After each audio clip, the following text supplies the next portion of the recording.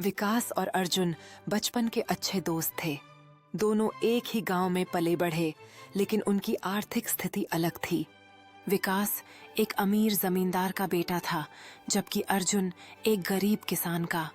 हालांकि गरीबी और अमीरी ने उनकी दोस्ती को कभी प्रभावित नहीं किया। वे साथ खेलते, साथ पढ़ते और हर सुख दुख में एक दूसरे के साथ खड़े रहते। एक दिन जब वे पेड़ के नीचे बैठे थे, विकास ने अर्जुन से कहा, मैं बड़ा होकर डॉक्टर बनना चाहता हूँ। क्या तुम भी कोई सपना रखते हो?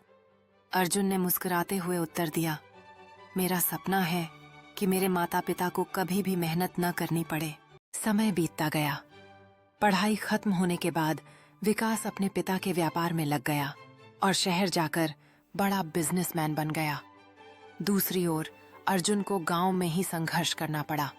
बारिश न होने के कारण उसकी खेती बर्बाद हो गई और वह कर्ज में डूबता चला गया।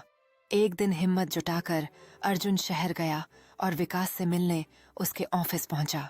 गार्ड ने उसे अंदर जाने से रोक दिया, लेकिन जब विकास ने सुना कि अर्जुन आया है तो वह तुरंत बाहर दौड़ा आया।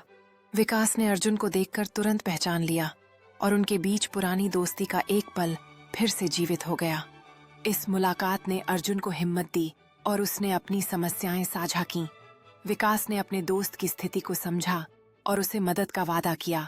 दोनों के बीच की मित्रता ने अंधकार में एक नई किरण की तरह काम किया। विकास ने अर्जुन को अपनी योजनाओं के बारे में बताया और कहा कि वह उसकी खेती में निवेश करना चाहता है। अर्जुन की आंखों में उम्मीद की चमक आ गई। दोनों ने मिलकर एक नया रास्ता तय करने का निर्णय लिया, जिससे अर्जुन का भविष्य बदल सकता था। यह मुलाकात सिर्फ दोस्ती नहीं, बल्कि एक नए सफर की शुरुआत थी। उसने न केवल अर्जुन का कर्ज चुकाया, बल्कि उसे अपने बिजनेस में साझेदार भी बना लिया। कुछ साल बाद अर्जुन भी एक सफल आदमी बन गया, लेकिन उसने अपने गांव और गरीब किसानों की मदद करनी नहीं छोड़ी। सीख सच्ची दोस्ती पैसे की मोहताज नहीं होती। अगर किसी को सफलता मिल जाए तो उसे अपने पुराने रिश्ते नहीं भूलने चाहिए।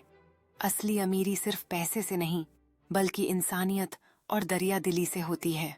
जब अर्जुन अपने गांव लौटता है तो वह अपने दोस्तों और परिवार के साथ खुशियों को साझा करता है। वह न केवल उनके संघर्षों को समझता है, बल्कि उनकी मदद करने का भी प्रयास करता है। उसकी यात्रा इस बात की गवाह है कि असली धन वही है जो हम दूसरों की भलाई में लगाते हैं।